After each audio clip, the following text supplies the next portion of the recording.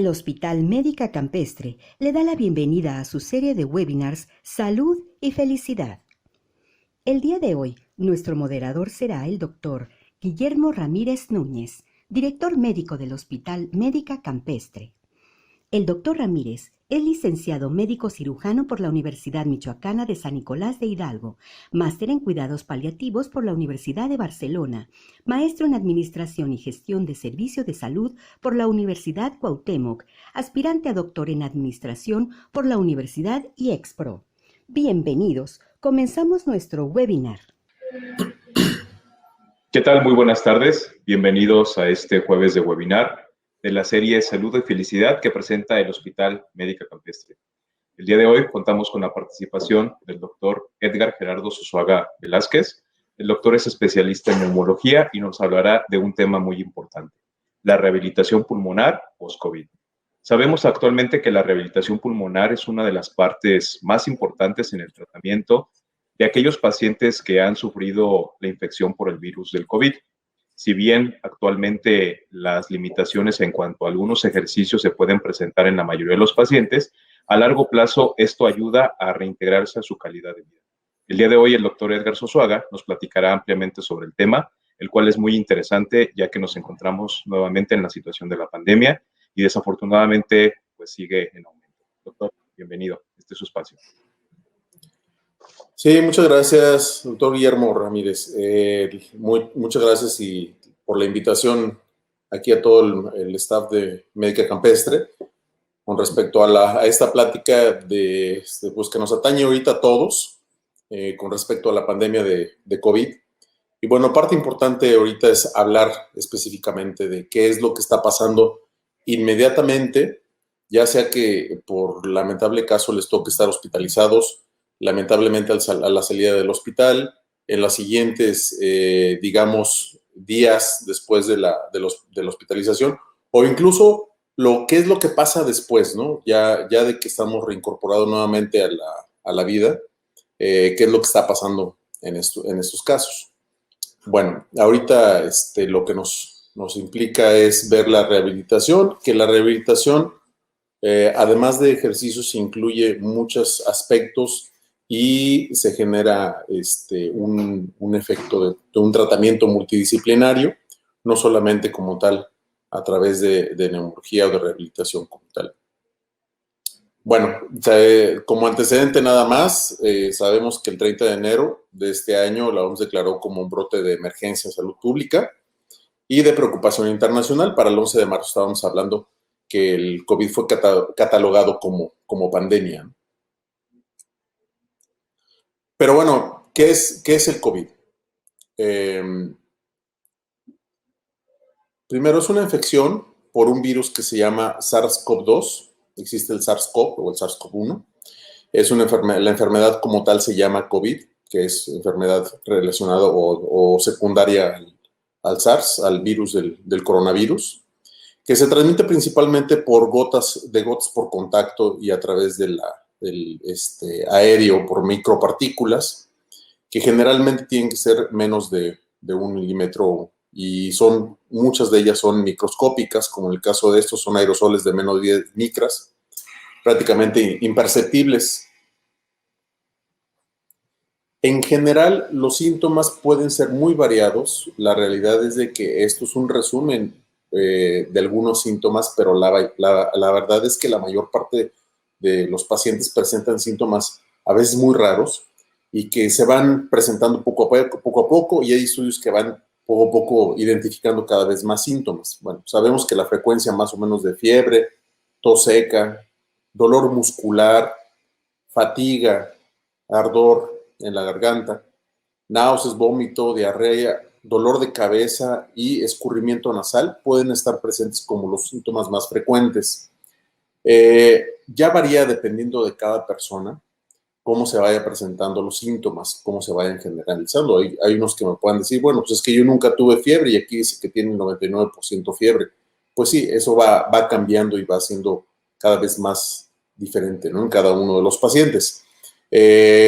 Los datos de severidad que sí hay que tomar en cuenta es, por ejemplo, la edad de mayor de 50 años el que sean hombres generalmente tienen mayor severidad que el caso de las mujeres, en una relación pues como de 1 a 3 más o menos, el tabaquismo, el que estén fumando, el que tengan alguna otra enfermedad, que se le llama comorbilidad, alguna otra enfermedad relacionada, enfermedades renales crónicas, que de hecho es uno de los casos que hemos visto también con mucho problema. La enfermedad pulmonar obstructiva crónica, o sea, hablando del enfisema y bronquitis crónica, las enfermedades principalmente cardiovasculares o de la circulación también tienen cierta relación. Diabetes e hipertensión, que ya sabemos que pueden relacionarse. Pero más que nada, la situación es cómo se encuentra nuestro organismo al momento de que obtenemos la infección por el coronavirus o por el SARS-CoV-2. Probablemente se haya visto mucho esta imagen en internet con respecto a la inmunidad y a la evolución de la enfermedad, que aunque esto se ha manejado de esta forma y está sustentado con muchos estudios clínicos, esto puede ser muy variable. Lamentablemente en medicina no tenemos así como que un cuadrito que nos diga cómo está exactamente la evolución. Y bueno, pues si nos guiamos directamente a eso, sabemos que hay un periodo asintomático que puede ser desde el momento del contacto hasta los 3 a 5 días, que es un periodo de incubación, donde ya pueden empezar a tener infección. Y bueno, como dice aquí, nos hacemos la prueba de anticuerpos, IgM puede salir negativa y tenerlo, por eso es que no es diagnóstica. La IgG generalmente podemos identificarla después de la segunda semana o ya mucho más adelante y donde ya la IgM está negativa. Sin embargo, desde el principio podemos encontrar una prueba de PCR positiva y que prácticamente ya para la segunda semana pudiera ser imperceptible. Sí, habrá muchos pacientes que me digan, oiga, pero es que yo me saqué una prueba un mes después y sigo positivo. También es que puede pasar. Esto lamentablemente no está escrito todo con respecto a lo del COVID en este momento. Ahora, en cuanto a la cuestión de cómo se mantiene el contagio, bueno, podemos ver todo esto como lo manejamos aquí. En el plástico dura 5 días, en el papel también, cristal puede durar 4 días, en la madera, en el acero 48 horas, guantes quirúrgicos, aluminio. Y aquí yo les diría, bueno, tengan mucho cuidado con los guantes. Mucha gente veo que utiliza guantes, pero puede ser un arma de doble filo en donde realmente con un lavado de manos podemos eliminar completamente el virus. Y el hecho de traer un guante nos hace que nos confiemos en que estamos exentos de podernos infectar por esa vía, de tocarnos en la cara, ¿no? ¿Qué sabemos? ¿Qué hace especial el COVID en este momento? Pues es que es un patógeno nuevo, que no hay tratamiento, que no hay vacuna. Todavía no hay vacuna y no sabemos cuándo la vaya a haber. Hasta la fecha no hay un medicamento antiviral que controle la infección por este coronavirus. Y bueno, pues evidentemente tenemos menos oportunidad de atención médica también y empiezan a saturarse nuevamente los servicios de salud. ¿Qué es lo que hace que nosotros indiquemos como médicos ejercicios respiratorios? Aparte del tratamiento que nosotros llevamos como tratamiento médico, que sabemos que no hay un tratamiento específico para la infección, sí tenemos que tener en mente que, bueno, los ejercicios respiratorios en general, que vamos a revisar un poquito ahorita, que son muy fáciles, que se pueden hacer en casa, que incluso se pueden hacer inmediatamente que salgan del hospital, que se pueden seguir haciendo después, cuando ya hayan salido de la infección. Nos ayudan a mejorar la ventilación, el clásico de que, me enseñaron a respirar bien. Bueno, tiene que ver más que nada con el ejercicio que se genera en cuanto a la musculatura respiratoria.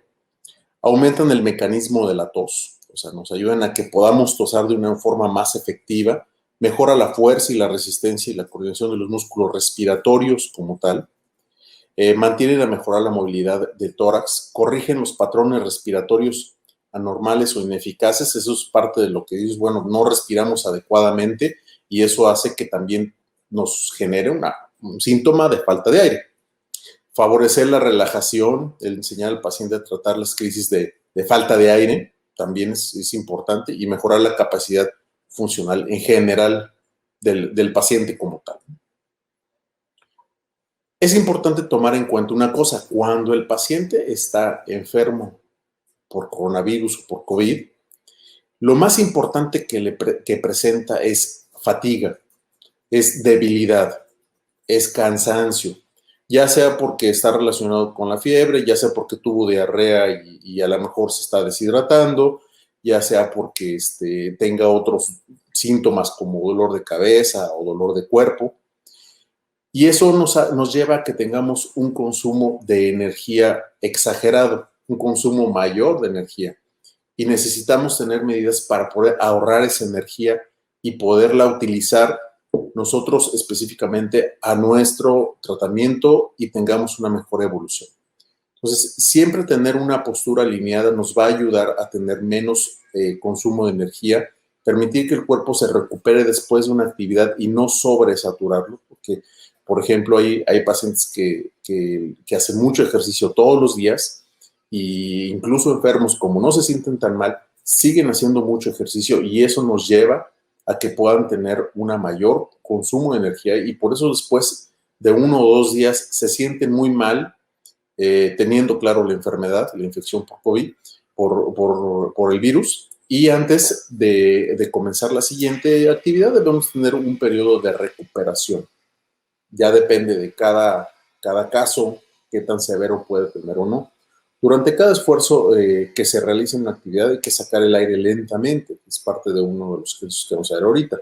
Al sentarse y pararse, dependiendo de cada caso, bueno, pues se puede utilizar un descansabrazos, sobre todo en aquellos pacientes que han tenido mucha afectación muscular, pueden incluso no tener fuerza suficiente en el tronco, en los brazos y en las piernas, y eso necesita tener cierta forma de poder activar los músculos de forma más efectiva. Cuando tenemos un paciente que está en cuidados en cama, podemos incluso a veces pedirle al paciente que necesite que está boca abajo para que ayude a mejorar la respiración por cuestiones de gravedad a nivel pulmonar y ciertas funcionalidades. Y esto lo podemos hacer de esta forma y muy fácil. Entonces, donde se evita que se mantenga la presión, por ejemplo, en ciertas articulaciones como en codos, hay que tener cuidado con las rodillas, con las piernas, evitar el uso de productos específicamente perfumados, nos puede ayudar también que tengamos mejor respiración, realizar cambios de posición en la cama cada 2 o 4 horas como máximo, y en caso de pacientes mayores con más debilidad o que nada más tengan más debilidad, pueden tener cierta precaución ya con algunos barandales, en estos casos a veces que lo hacemos dentro del hospital, o el descansar ya en casa para que nos ayude específicamente en el caso de esta pandemia poder mantener una respiración mejor boca abajo. Cuando se indica, por ejemplo, caminar, el paciente que tuvo una infección por COVID, inicialmente cuando estamos en el cuadro agudo sí pedimos que lo tengan reposo, pero conforme empezamos a mejorar o a controlar el cuadro más agudo, debemos de reactivarnos. Y la forma de reactivarse a través de una caminata es caminar despacio, a un ritmo continuo, sin forzar totalmente el paso. En una superficie plana, no debe de ser tanto de escaleras o de una pendiente.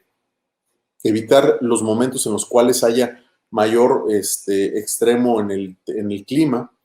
No necesariamente se tiene que iniciar una actividad como se hacía antes o completar los 30 minutos o forzarse tanto, sino ir paulatinamente aumentando de acuerdo a la respuesta muscular que se tenga.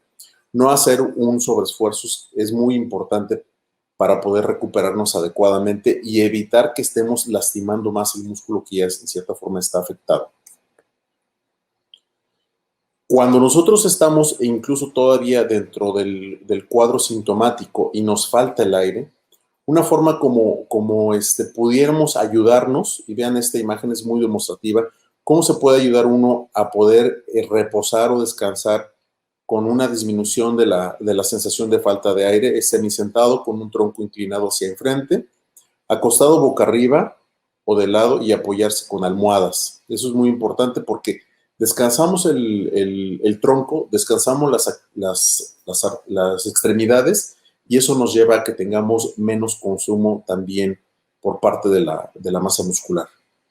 Entonces, las rodillas deben estar un poquito inclinadas, no hay una compresión hacia el abdomen y hacia el tórax, y esto va a generar que tengamos el tórax más libre y siempre levantado con una cierta angulación más o menos de unos 45 grados, ayuda a que tengamos menos compresión por parte del abdomen hacia el tórax al estar acostados en plano y tener una mejor respiración y mucho más cómoda.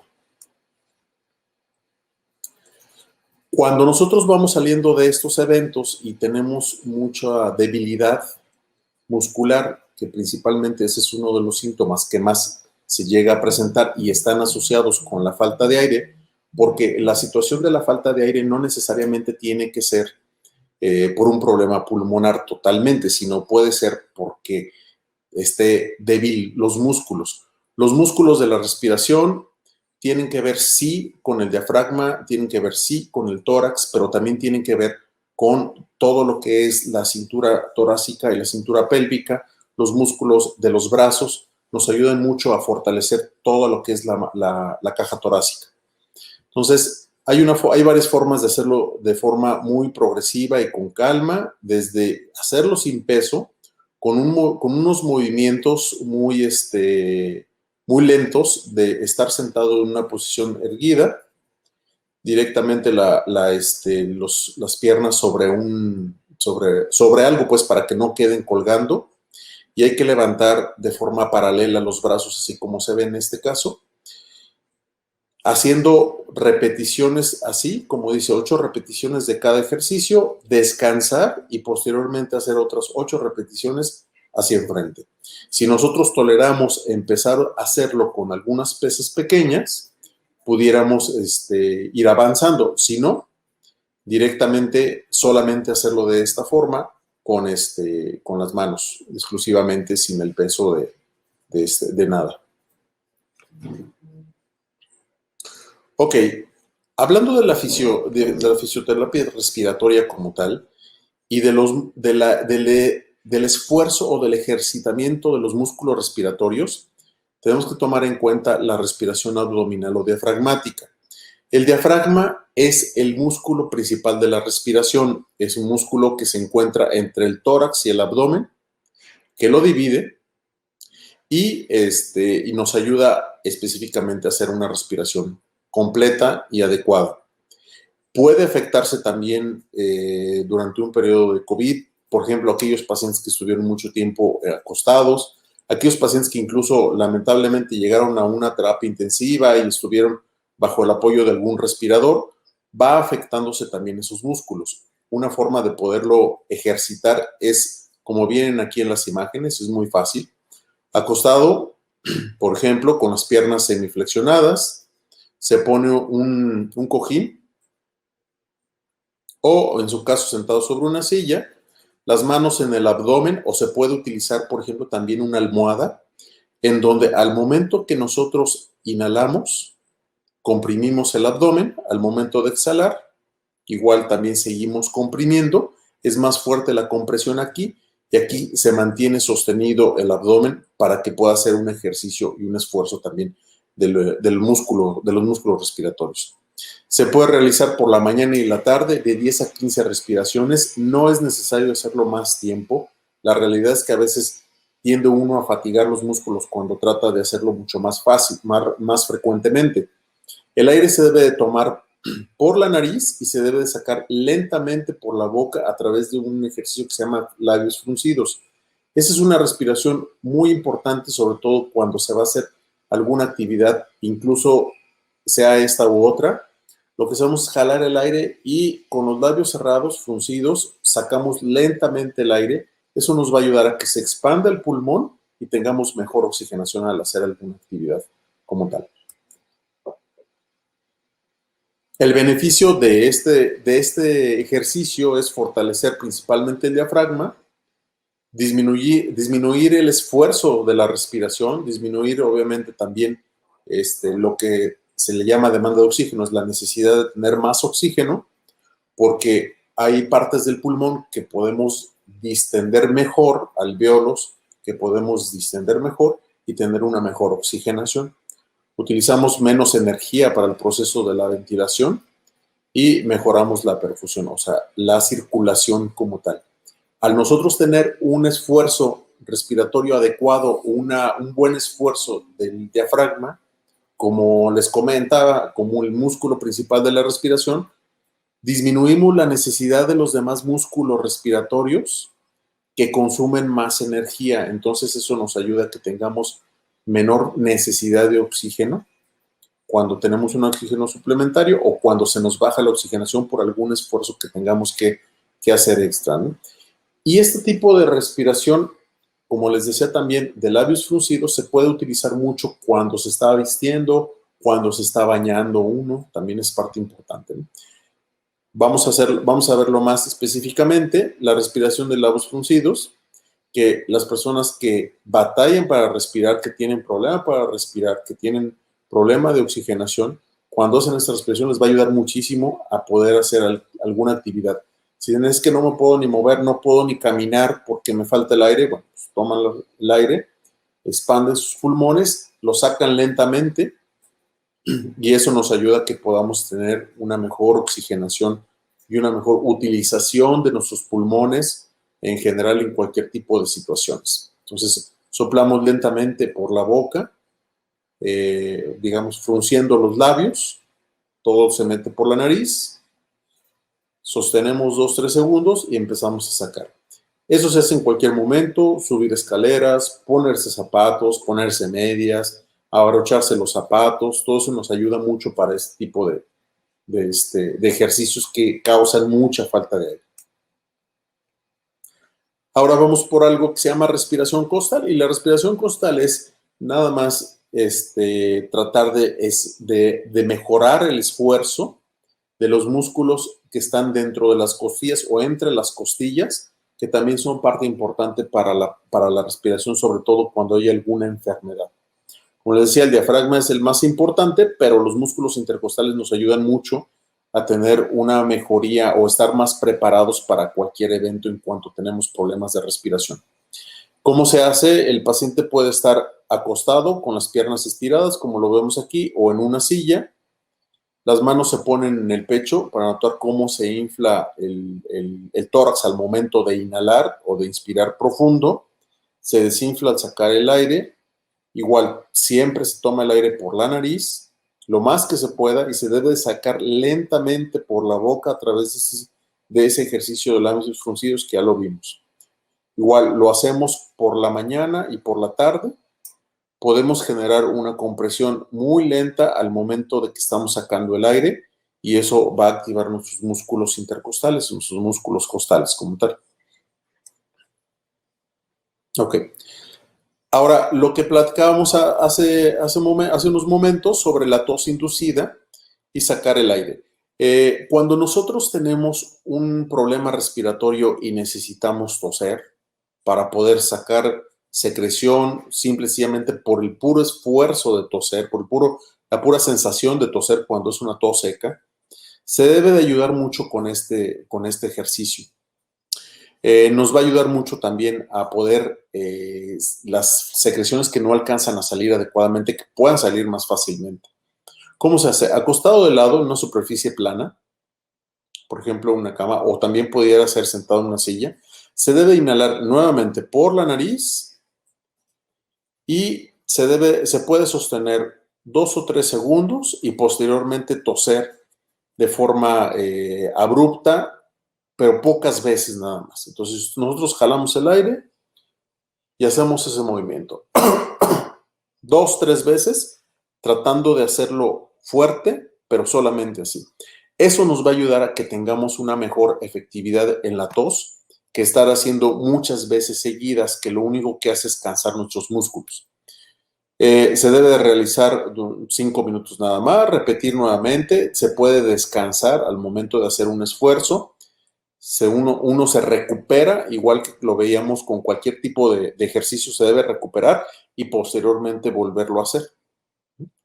2 veces al día, mañana y tarde, se puede utilizar. Si se necesitan más tiempo, más veces, se puede hacer, pero si ustedes hacen un esfuerzo de respirar y sacarlo así de forma abrupta, manteniendo este esfuerzo de tos inducida, se debe descansar entre uno y otro evento que se vaya a realizar.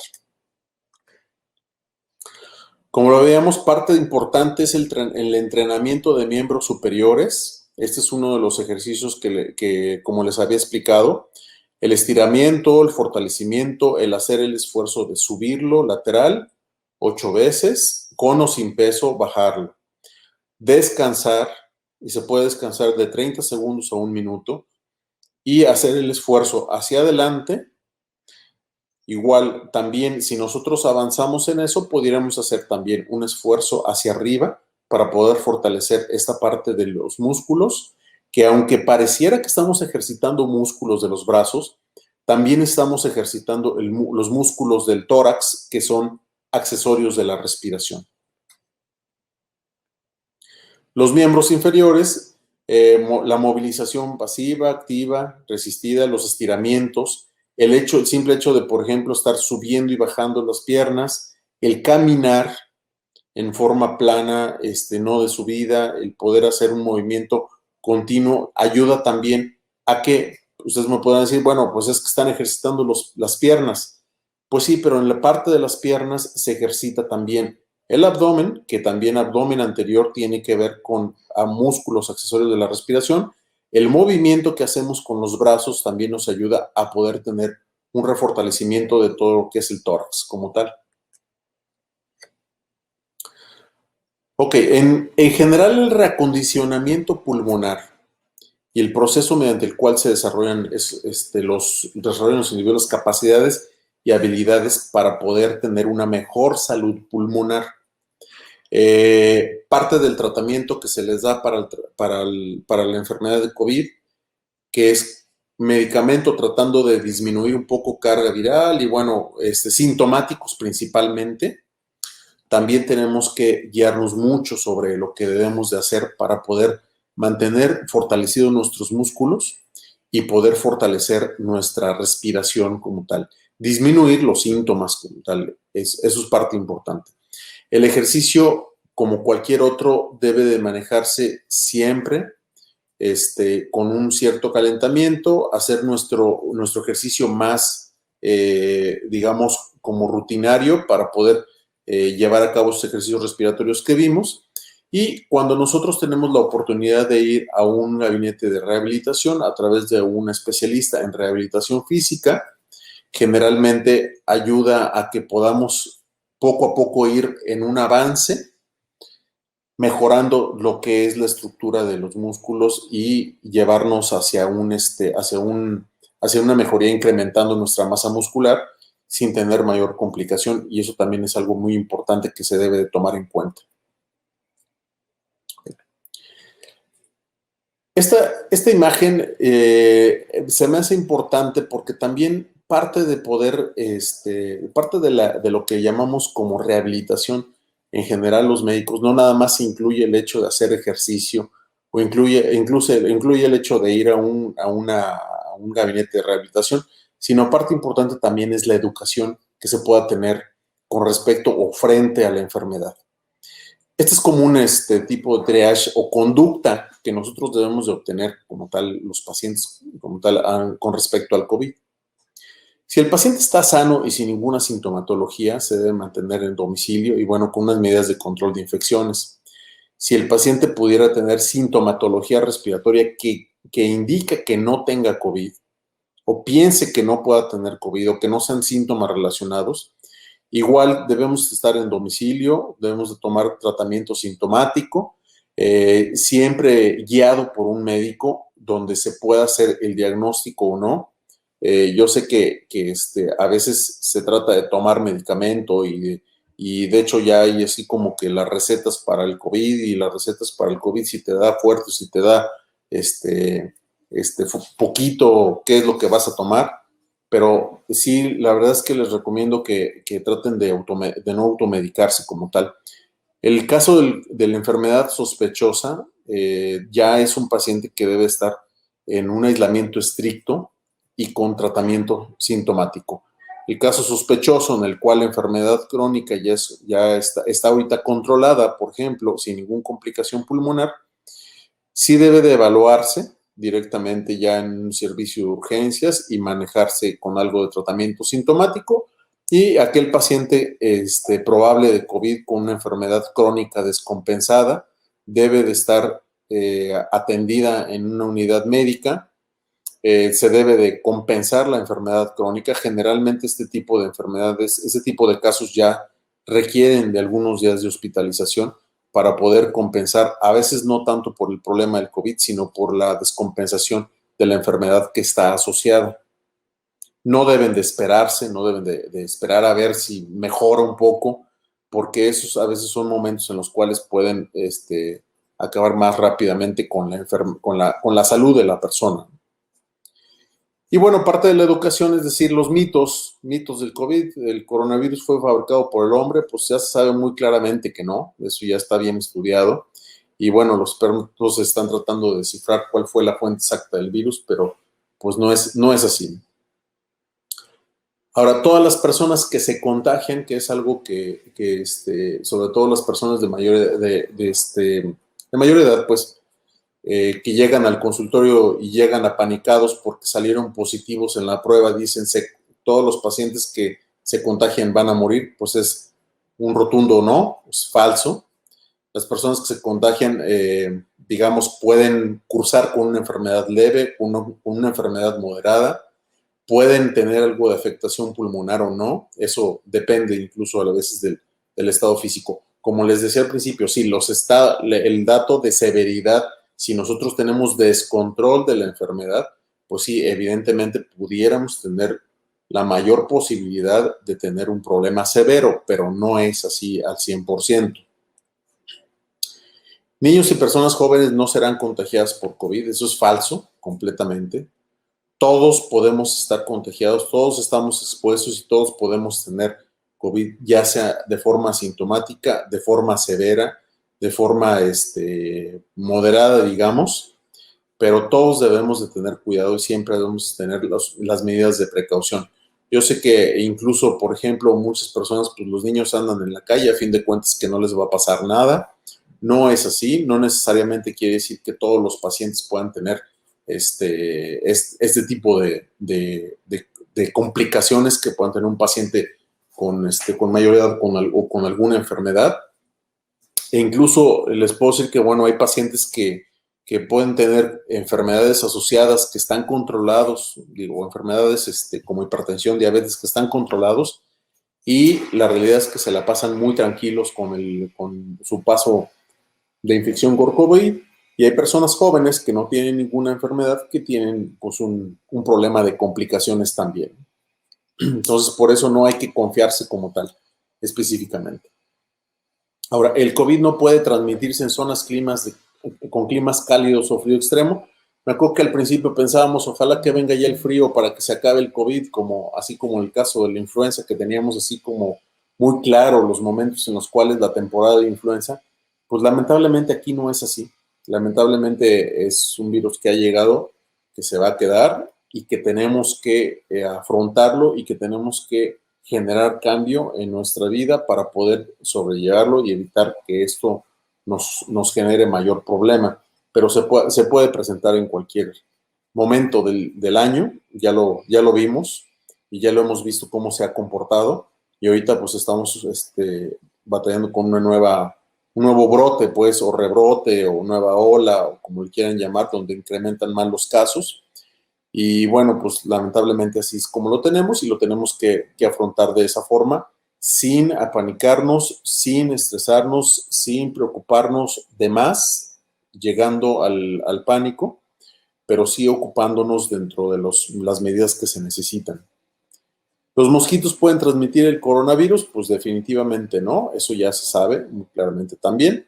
Digo, por si alguien pensaba que pudiera ser, por la situación de que se estaba ahí como que haciendo diagnóstico diferencial con dengue, que sí es transmitido por un mosquito, pero en el caso del coronavirus, pues no.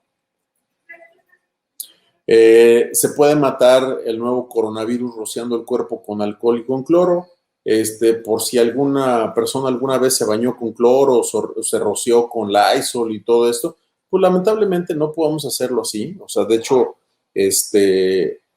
en caso de artículos así inertes, superficies, pisos, pudiéramos utilizar el cloro diluido para poderlo sanitizar, pero pues, la realidad es que en el cuerpo, en la parte externa, pues con un baño con jabón, pues es suficiente, ¿verdad? No necesitamos bañarnos con cloro ni con alcohol para poder eliminar completamente el virus y decir, bueno, ya estoy desinfectado.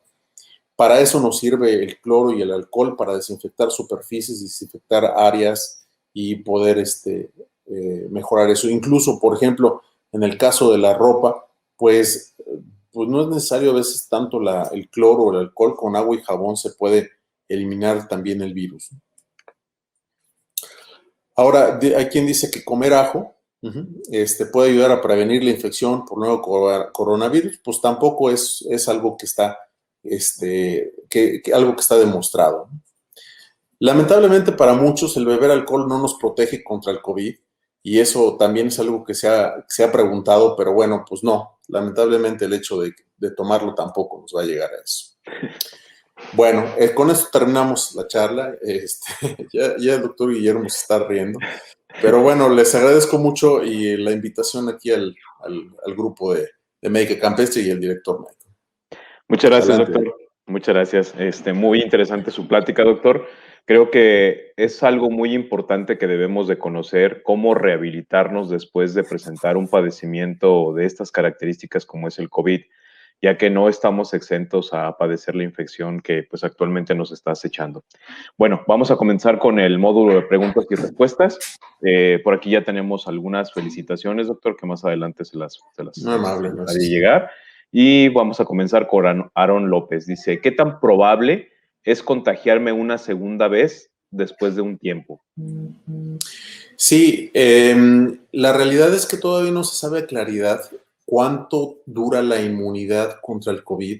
Se sabe específicamente por infecciones de otros coronavirus que se tiene una inmunidad entre 3 o 4 meses, a veces pueden ser 2, pero efectivamente van disminuyendo la cantidad de anticuerpos que se generan de la primera infección, y sí puede haber reinfecciones. Evidentemente ahorita, de la primera brote que tuvimos, ya hay reinfecciones totalmente claro, ¿no?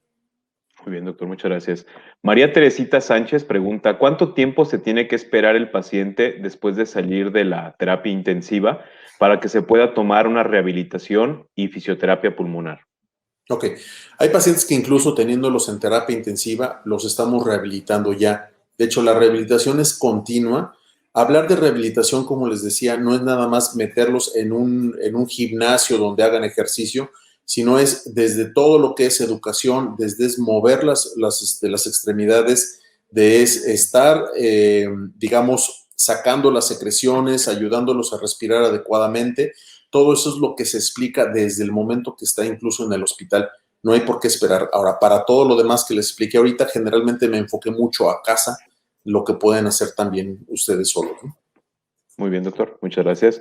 Patricia nos pregunta, un atleta de alto rendimiento que hace Ironman o medio Ironman, ¿qué tan rápido se puede recuperar y que tiene síntomas leves? Depende de cómo le haya dado, depende de cómo se haya manifestado la severidad. La realidad es que evidentemente puede ser que a lo mejor tenga una funcionalidad muscular mejor, y eso nos ayuda a que tenga una mejor rehabilitación o una rehabilitación más rápida. Sin embargo, puede ser muy variable porque depende de qué tan afectado puede estar los músculos en los pacientes. Hay quienes sí se afectan mucho de forma muscular. He recibido pacientes en sillas de ruedas porque todavía no se pueden parar por la afectación muscular, y hay quienes realmente no les pasa absolutamente nada, ¿no? Muy bien, doctor. También nos están preguntando algunos colaboradores que están aquí en el webinar con respecto a los ejercicios respiratorios que nos hizo favor de explicarnos, que si es recomendado realizarlos durante la etapa aguda de la enfermedad o ya una vez que el paciente ha sido recuperado, está o de alta por el médico. Por ejemplo, lo que es respiración de labios fruncidos, sí se puede hacer en una etapa aguda, sobre todo si el paciente está batallando para poder respirar. y eso nos ayuda a aumentar la capacidad pulmonar y a mejorar la oxigenación. Hay otros ejercicios, por ejemplo, los tipos de posiciones, es lo que nos ayuda en una fase aguda principalmente.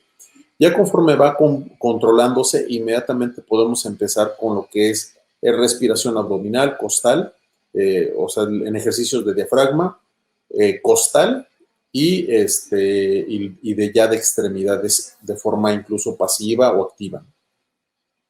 Muy bien, doctor. ¿Y estos ejercicios en los niños son recomendados o hay otra dinámica con los pequeños? Es una dinámica un poquito diferente, pero realmente puede echarse mano también de este tipo de ejercicios para que ayuden a mejorar su funcionalidad respiratoria. Muy bien. Dice Ana María, hola doctor, buenas tardes. Tengo un familiar que fue positivo, no presentó ningún síntoma, se le hizo la prueba hace 12 días, ¿aún puede contagiar? Sí, realmente puede ser que sí. Normalmente cuando no tenemos síntomas se toma el día 1, como cuando tenemos el resultado de la prueba, y de ahí se toman por lo menos 2 semanas o 14 días para poder tener seguridad de que no van a contagiar. Digamos, el tiempo estándar que se ha visto que todavía pudiera haber cierto contagio con el virus. Muy bien, doctor. Con respecto nuevamente a los ejercicios respiratorios, nos vuelven a preguntar que cuántas veces al día es conveniente realizarlos. Ok, las series pueden ser de ejercicios de series de 8, pueden realizarse 2 o 3 rutinas en cada momento y solamente 2 veces al día. Muy bien. Nuevamente de los ejercicios, doctor, si los ejercicios se realizan sin haber tenido COVID, ¿sirven como preventivos para que en caso de contagio salgamos mejor de la enfermedad? Pregunta Marta Centeno. Totalmente, esos ejercicios no se crearon con el COVID, se crearon desde que hay enfermedades respiratorias y se utilizan para pacientes desde problemas asma, EPOC, neumonía, de cualquier tipo de afectación pulmonar que pueda haber. Correcto. Y estos ejercicios, doctor, nos pregunta María del Carmen, ¿se pueden realizar con peso o deben de ser así prácticamente nada más al aire con el mismo peso del cuerpo? Se pueden realizar con peso dependiendo de qué tan afectados están los músculos y qué tanto toleren. Y se puede hacer un incremento del peso conforme se va avanzando, digamos, en esto, ¿no? En esta recuperación muscular. Bien, doctor. Avi M nos pregunta, por ejemplo, yo tengo COVID en estos momentos, pero hago ahorita mis actividades de casa porque estamos aislados. Esto me ayuda a subir y bajar escaleras, tender camas, todas las actividades que habitualmente realizo cotidianamente. Pero ¿debo de seguir con estas actividades o debo de permanecer en reposo? Debe de permanecer en reposo. La realidad es de que si usted está activa y a lo mejor está con algo de síntomas, sí debe de mantener reposo porque pudiéramos, digamos, acelerar un proceso de inflamación que no está presentándose en este momento, aunque lo sienta como que no tiene ninguna molestia, ¿no? Muy bien, doctor. Nos pregunta Anaya Jaira Aguirre, ¿el médico puede hacer un diagnóstico de COVID sin la prueba de PCR? Sí se puede hacer un diagnóstico clínico, pero realmente para poder hacer un diagnóstico de certeza es solamente la prueba de PCR. Los anticuerpos no sirven para hacer un diagnóstico, sino nada más que nada para evaluar la inmunidad, y yo considero que sí es importante hacer la prueba de PCR. Correcto. Nos pregunta Edgar González, ¿aproximadamente cuánto tiempo después de un diagnóstico positivo en un paciente con COVID asintomático, deja de ser una fuente de infección? Normalmente se toma desde el día 1, el inicio de los síntomas, y en teoría son 14 días cuando ya tiene menos posibilidades de ser infeccioso. Esa es una situación que a veces es muy difícil de poderlo saber y poderlo identificar o poder decir, ya ahorita ya no contagia, ya pasaron los 14 días y no contagia. Sin embargo, bueno, hay pacientes que pudieran alargarse un poco más el tiempo, dependiendo mucho a veces la inmunidad también. Muy bien, doctor, muchas gracias. Bueno, por aquí tenemos algunas felicitaciones también. Teresita Espinosa, felicidades para el doctor Sosuaga, excelente ponencia. Laura pregunta, buenas tardes, doctor. ¿Qué prueba se puede realizar para saber si uno tiene COVID? Ok, es PCR específicamente. Esa es la prueba para hacer el diagnóstico preciso de la enfermedad. Muy bien. Mónica Marlene dice, si se me complica con neumonía, ¿cuánto tiempo tiene que pasar para que los pulmones puedan desinflamarse? Ok, todo depende de la afectación que se tenga y se tiene que evaluar cómo va la evolución con respecto a esto. Normalmente lo que hacemos es, se identifica a través de una tomografía simple de tórax y se evalúa al paso de las semanas. Normalmente cuando sale un paciente nosotros hacemos una espirometría al mes para ver qué tanta afectación funcional hubo y cómo se encuentra ya la tomografía en cuanto a las secuelas que puedan quedar. Hay pacientes que no dejan secuelas, hay pacientes que dejan mucha secuela. Bueno, nos pregunta también Teresa, dice, hola doctor, tengo fibrosis pulmonar. Desde hace tiempo mi neumólogo tuvo COVID. ¿Es seguro verlo en visita actualmente?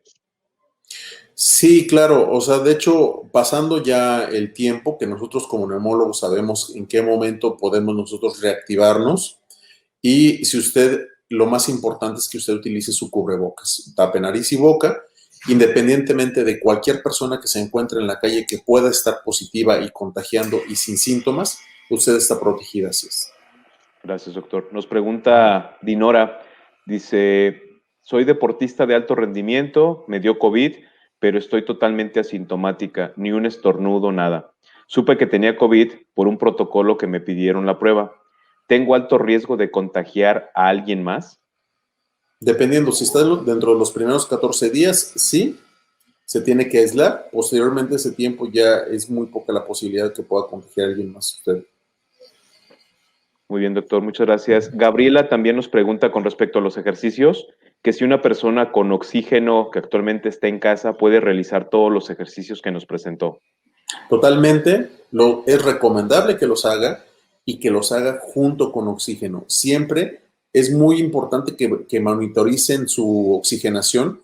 Normalmente ya ahorita se tiene oxímetro en casa y con eso se puede ver la cantidad necesaria que llegue a requerir para mantener una oxigenación arriba del 90% y haciendo los ejercicios. Muy bien. Francisco nos pregunta, doctor, de acuerdo a su experiencia, ¿cuáles son los factores que influyen para que un paciente tenga secuelas pulmonares más severas que otros?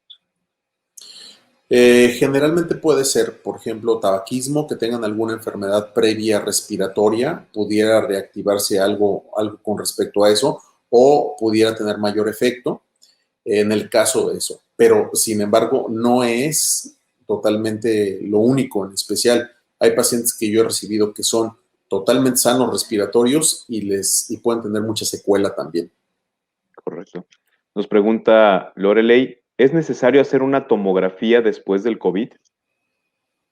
Después del COVID, si hay alguna lesión que se atendió en su momento, pudiéramos hacer una tomografía posterior para ver si hay algún tipo de secuelas que haya dejado. Eso lo llegamos a hacer sobre todo en pacientes que llegaron a ser muy sintomáticos o que tuvieron una enfermedad severa y que todavía quedan con algo de sintomatología. Nos pregunta también Cecilia, doctor, que si es necesario hacer una segunda prueba después de 15 días de haber dado un resultado positivo. Habitualmente, si lo necesitamos como un protocolo laboral o un protocolo para poder estar más en contacto con otras personas, pudiera ser necesaria. La realidad es que no es tanto, no se necesita, solamente es en casos muy particulares. Como les decía, el PCR sirve para hacer diagnóstico en su momento y hay pacientes que pueden tardar varias semanas más en poder negativizarse y eso no necesariamente habla de que puede ser con infección. Muy bien, doctor. Claudia Lorena también nos está preguntando, doctor, buenas tardes. Yo tuve COVID. La pregunta es, ¿cómo saber si mis pulmones quedaron dañados? Hay dos pruebas, es una tomografía de tórax simple o a través de una prueba de función pulmonar. Muy bien. María Amparo dice, hola doctor, ¿en cuánto tiempo una persona se puede volver a contagiar por segunda ocasión? Varía, depende de la producción de anticuerpos que se genere en el primer evento Entonces es muy difícil poder saber exactamente en qué tiempo se va a volver a contagiar. Siempre todos los pacientes que salen de COVID se les recomienda, o yo les sigo recomendando, que sigan utilizando cubrebocas y que no dejen de protegerse porque pueden nuevamente recontagiarse. Cecilia Barajas nos pregunta, ¿qué tipo de daño queda en los pulmones después de padecer COVID y haber estado hospitalizado? Pueden quedar cicatrices, sobre todo depende del daño que se generó en su momento en el proceso agudo, y la mayor parte de las secuelas que pueden quedar son generalmente a nivel muscular o de sistema nervioso central también. Muy bien, doctor. Con respecto a estas cicatrices, bueno, más bien a las lesiones pulmonares que quedan a consecuencia del COVID, dicen que si son reversibles con los ejercicios que usted nos recomienda o si esos ya quedan para el resto de nuestra vida. No son reversibles con el ejercicio. Los ejercicios sirven para ayudar a mejorar la funcionalidad respiratoria, a que puedan evidentemente tener una mejor respiración, una mejor oxigenación. Sin embargo, no es para específicamente que el pulmón se regenere. Juan Andrés nos está platicando su experiencia, doctor. Dice, estoy terminando mi rehabilitación en casa. Al caminar poco me agito. ¿Qué tanto debo forzar para realizar los ejercicios? ¿Cómo saber hasta qué punto debo de parar? Si usted ya está fuera del cuadro agudo y ya nada más está en recuperación, lo que tiene que hacer es, si puede usted acudir a un programa de rehabilitación, será excelente. Si no, tiene que hacerlo de forma incremental, semana a semana ir aumentando la cantidad de ejercicio. Si no tenemos ninguna otra enfermedad que nos pueda descompensar, como problemas cardíacos o alguna otra situación, puede incrementar el ejercicio para irlo avanzando. Muy bien, gracias, doctor. Nos están preguntando sobre los medicamentos antitusígenos, qué tan recomendados son en aquellos pacientes que tuvieron COVID y que quedaron con algo de secuelas como la tos. No, es un sintomático exclusivamente. Necesitamos ver cuál es la causa de la tos para poder dar un tratamiento no sintomático, sino un tratamiento definitivo. Gracias, doctor. Los ejercicios que recomendó, doctor, ¿puede realizarlos un paciente adulto mayor que está postrado en cama? Totalmente. Son realmente tratamientos que se debe de utilizar en cualquier situación, y también en personas de más de 60, 70 años sin problemas. Pregunta Laura, doctor, con respecto a las secuelas que deja en otros aparatos y sistemas. Dice, ¿es normal sentir mareos después de 2 meses de haber tenido la enfermedad? Mire, la realidad es que es una enfermedad nueva. Es difícil poderle decir que es exclusivamente por el COVID. La realidad es que sí me ha tocado, por ejemplo, que ahorita, pues lamentablemente, todo se lo atribuimos al COVID y no nos acordamos de lo anterior. Yo creo que hay que hacer una revisión completa para ver si es específicamente ese mareo relacionado nada más al COVID. Generalmente no pasa así y tendría que evaluarse ya de forma más integral. Gracias, doctor. Marta Elena nos está preguntando, yo tengo asma y cuando me da la crisis me inyecto dexametasona. ¿Sirve como prevención para el COVID? Totalmente no. Es importantísimo que no lo hagan. Es muy importante. No se requiere como prevención. No hay medicamento preventivo. Entonces sí es importante que no. Es un no rotundo, pues. Gracias, doctor. También tenemos una experiencia de Eduardo. Nos dice, tuve COVID hace 3 meses, me dio neumonía, estuve con oxígeno y hasta la fecha en ocasiones tengo problemas para mi respiración. Gracias por la recomendación y voy a hacer los ejercicios. Viridiana nos comenta, dice, si ya me dio COVID y actualmente mi hijo está enfermo, ¿puedo asistirlo sin riesgo de contagiarme? No es totalmente la posibilidad de que no se vaya a contagiar, pero si usted necesita asistir a alguna persona, hágalo con las medidas de prevención. Es cubrebocas, no necesariamente, o puede utilizar o no careta, no necesita utilizar guantes, solamente sanitizar y lavarse las manos después de que esté con la persona. Gracias, doctor. Nos está preguntando Adriana, doctor, su comentario con respecto a las diferentes vacunas que están en el mercado y cuál es la que usted recomendaría en caso de que liberen la mayoría. Ok, mire, primero, todavía no tenemos vacuna. todavía no se puede pensar en vacuna hasta que no esté físicamente. La realidad es de que como llevamos muy poco tiempo, una vacuna tarda años incluso en poder elaborarse, entonces no hay ninguna posibilidad de que ahorita yo le pueda recomendar algún tipo de vacuna cuando salga. Hay que ver cómo evolucionan los estudios y cómo evoluciona la presencia de cada una de las vacunas, y a lo mejor puede ser que nosotros aquí en México tengamos a lo mejor nada más una vacuna, entonces no hay forma de poder decir exactamente cómo se va a presentar esto, ¿no? Gracias, doctor. Nos comenta Luz, tengo una semana con síntomas de resfriado, congestión nasal, no he tenido fiebre ni dolor de cabeza, pero sí dolor de cuerpo y cansancio. Tampoco me ha dolido la garganta, ni he tenido tos, pero mi esposo salió positivo en la prueba y es asintomático. ¿Cree usted que sea COVID?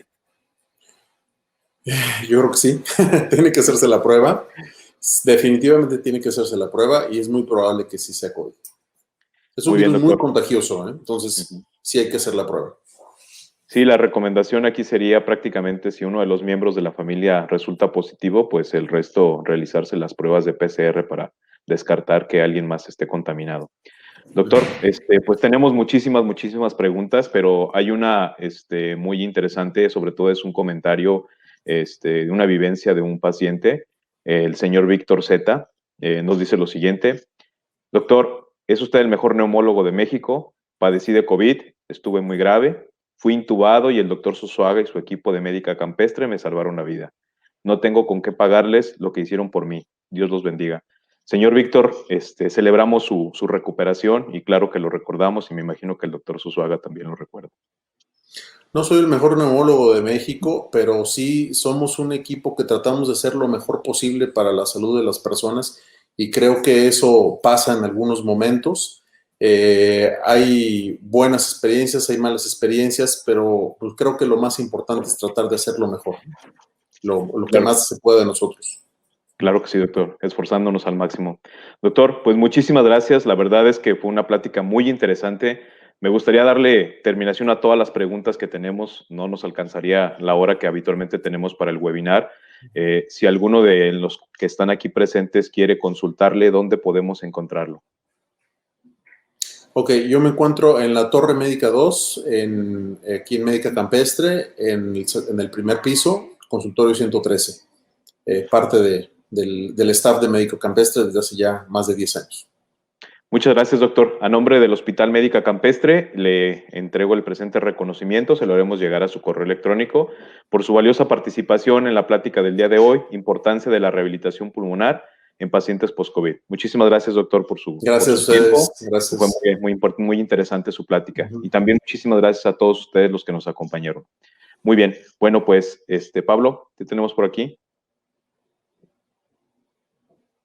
Bueno, recordándoles nuevamente la serie de Salud y Felicidad, vamos en el número 44 de la revista. Podrán descargarla en la parte superior derecha en el apartado de los folletos. También podrán descargar la presentación que amablemente el doctor Sosuaga nos comparte.